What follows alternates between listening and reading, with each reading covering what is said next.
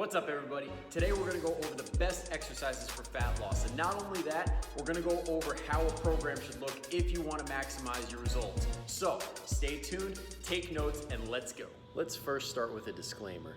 This is all gonna be assuming that you're in a caloric deficit. No matter how good your workout program is, no matter how many times you hit the gym, it's not gonna make up for the fact that you're eating Big Macs and donuts on the weekends, even if it's only one day a week, all right?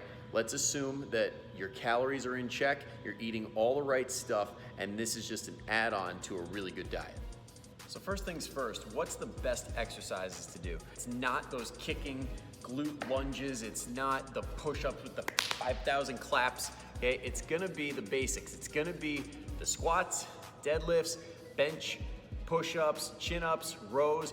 Everything that's a compound movement is probably gonna be the best bang for your buck when it comes to burning fat. These movements burn a ton of calories, and usually they can be done in a timely manner so you're not taking forever in the gym. Compound lifts should probably be in the very beginning of your workout, right after the warm-up. Now, there are exceptions to the rule, there always are, but more times than not, they will be in the beginning. Now, what happens after that? Do we just do compounds for the entire workout? You could. If you were doing 3-4 days a week, that would make sense.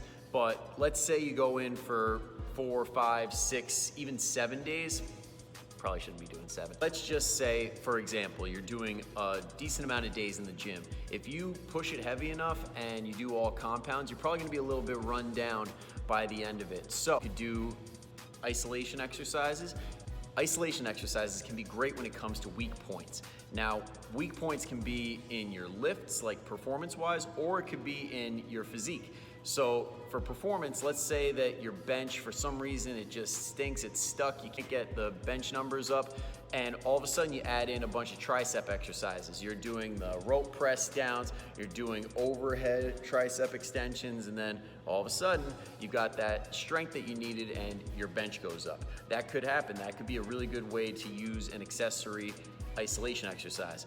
Now, let's say that you're on the other end of the spectrum and you have different goals that are physique-based and you want to build some part of your body. That's where isolation exercises can help you out. So let's say you want the 3D delts. All of a sudden you're adding in, at the very end of your workout, you're doing lateral raises until your shoulders are burning like crazy, and then there's these caps that are showing through, and all of a sudden your shirts are fitting better.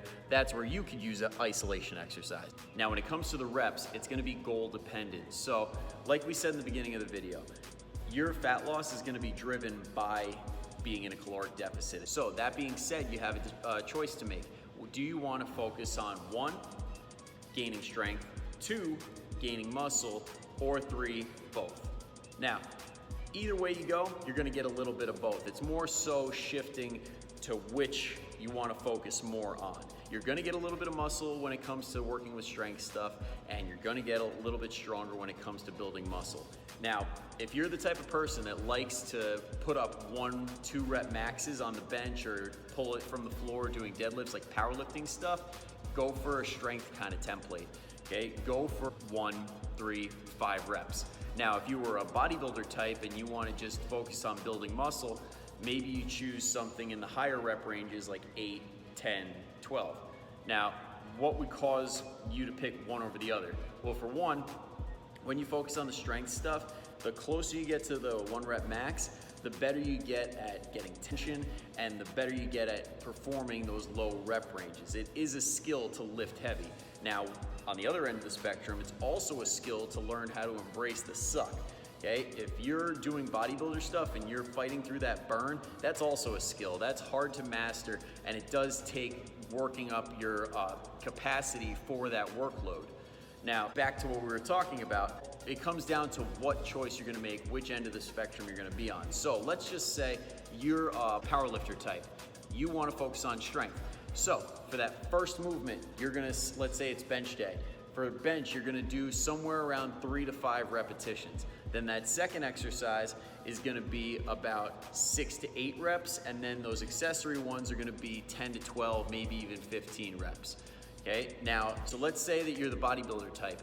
Instead of going for the barbell bench for 3 to 5 reps, maybe you choose the dumbbell bench and maybe even up on an incline, depending on what you're trying to do, that'll be for 8 to 10 reps. And then your next exercise will be 8 to 10, maybe 12 reps. And then those accessory exercises will be anywhere from 8 to 15 reps. Now, not huge differences, okay? But depending on your goal, they can help in different ways.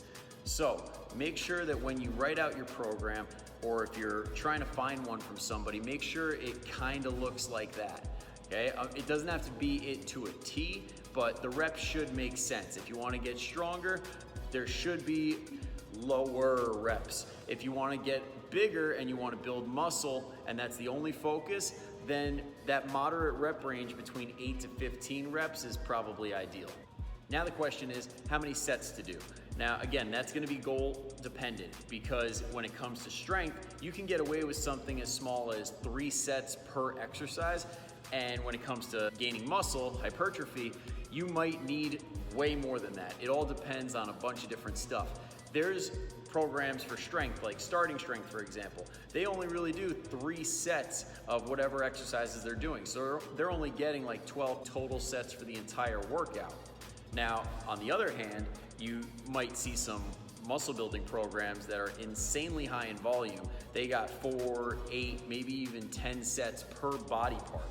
Now, if we're going by the experts, there's people like Mike Israetel, who is very knowledgeable when it comes to building muscle, and he'll recommend something like at least 10 sets per body part per week. Now, when you get into 10 sets, for some people, that might be on the money. For some, it might not be enough, and for some, it might be too much. Now, the real kicker is, can you recover from the work that you're doing? Regardless of the sets, whatever work you're putting in as far as weight, reps, sets, if you can't recover from your workout, then the results that you're gonna get are gonna be subpar. You're gonna feel like crap. And when you feel like crap, you're usually not making the best food choices. So that's gonna feed into not eating the right amount of food, and then boom, we're not losing weight. So it's all about finding that magic number for you. Depending on your job, your stress level, your family, your sleep, your food, your nutrition intake, that's all gonna play a role in how many sets you can handle. So when you find that magic number where you're putting in just enough work to make progress, you don't feel like crap, that's it. That's exactly what you should be doing.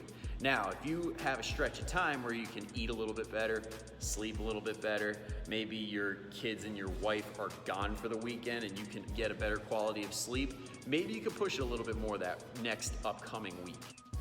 So, in a nutshell, that's pretty much everything you need to know to set yourself up for success with fat loss in the gym. If I left anything out, if you have any questions, if I wasn't clear on something, just drop a comment below, or you can email me at coachfits1@gmail.com.